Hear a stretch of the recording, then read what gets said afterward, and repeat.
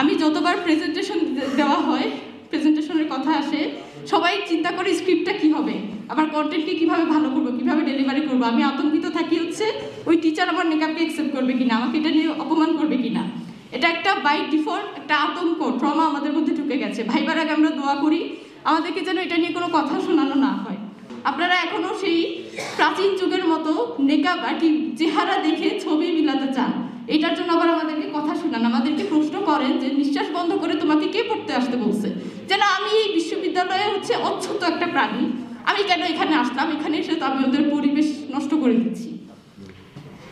ওনারা আমাকে এই বললাম যে যা যা কথা শোনালো একটা বারও আমাকে বলে নাই তুমি একটু মেকআপটা খুলো আমি আইডেন্টিফাই করবো। ওই মিনিমাম ভদ্রতাটুকু আমার সাথে করে নাই।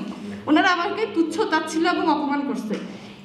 এই ঘটনার মধ্যে দিয়ে আমি ততক্ষণে হচ্ছে ভীষণ ট্রমাটাইজ, নার্ভাস। আমি মেকআপ খুলে ফেলছি তাদের কথা শুনে। আমি ওই প্রতিবাদ করার মতো কোনো সিচুয়েশন নাই, কারণ ওই দিনে আগে তো আমি বিশ্ববিদ্যালয়ে পা দিইনি, আমি কিভাবে জানবো। এরপর থেকে বলা যায় বিশ্ববিদ্যালয়ে পা দেওয়ার পর থেকে আমি ওই ভাইবা বোর্ড থেকে কাঁদতে কাঁদতে বের হই। বাইরে গেটের বাইরে আমার মা দাঁড়ানো ছিল। আমাকে এটা মেকশিওর করতে হয় যে আম্মু যেন বুঝতে না পারে যে ভিতরে কিছু একটা ঘটেছে। আমি আমার চোখের পানি লুকাতে হয়েছিল, কারণ আম্মু যদি জানতে পারে আম্মু আতঙ্কিত হয়ে যাবে, আমি এখানে পড়তে পারবো কিনা সেই গ্যারান্টি নেই। এরপর থেকে আমি বলি বিশ্ববিদ্যালয়ের জীবন শুরু হয় হচ্ছে এরকম একটা ট্রমাটাইজ ঘটনার ভিতর থেকে। আমি যতবার প্রেজেন্টেশন দেওয়া হয়, প্রেজেন্টেশনের কথা আসে, সবাই চিন্তা করে স্ক্রিপ্টটা কী হবে, আমার কন্টেন্টকে কীভাবে ভালো করবো, কীভাবে ডেলিভারি করবো। আমি আতঙ্কিত থাকি হচ্ছে ওই টিচার আমার মেকআপকে অ্যাকসেপ্ট করবে কিনা, আমাকে এটা নিয়ে অপমান করবে কিনা। এটা একটা বাই ডিফল্ট একটা আতঙ্ক, ট্রমা আমাদের মধ্যে ঢুকে গেছে। ভাইবার আগে আমরা দোয়া করি আমাদেরকে যেন এটা নিয়ে কোনো কথা শোনানো না হয়। এই যে একটা ট্রমা, আমাদের মুসলিম মেয়েদেরকে বই বেড়াতে হচ্ছে, আমি চাই এসবের অবসান হোক। আরেকটা বলে ওনারা ভাইবাতে বলে যে ওনারা নাকি ছবি মিলায়, আইডেন্টিফিকেশন করে। যদিও আমি বলি আমাকে যদি ভদ্রভাবে বলা হয় যে আইডেন্টিফাই করবো মেকআপ করবো, আমি কিন্তু করতাম।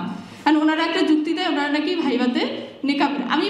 আমি বিবিএ পাস করে ফেলছি, আমি কখনো দেখি নাই ওনারা ছবি নিয়ে বসে এবং একে একে ছবি মিলায়। এটা কখনোই না, অন্য স্টুডেন্টদের ক্ষেত্রে কখনোই করা হয় না।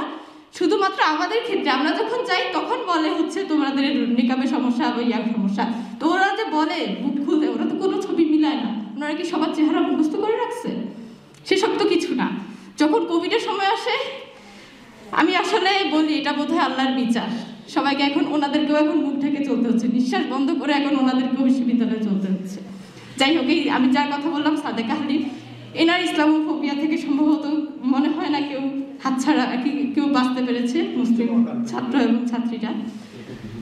আমি আবারও ধন্যবাদ জানাই যে কথাগুলো অ্যাটলিস্ট আমি এখানে বলতে পারলাম। আমি চাই আমার বিশ্ববিদ্যালয় আমার এই রাইটটুকু নিশ্চিত করবে। আমার যেটা ধর্মীয় বিশ্বাস আমি যেন সেটা সুন্দরভাবে বিশ্ববিদ্যালয়ে পালন করতে পারি, আমাকে যেন এটা নিয়ে ট্রমাটাইজ না হতে হয়, আমাকে যেন আতঙ্কিত না থাকতে হয়। এইটুকু আশা রেখে ইনশাল্লাহ আমরা সবাই আল্লাহ যেন আমাদের জন্য সহজ করে দেয় সেই অনুযায়ী আমরা কাজ করে যাবো।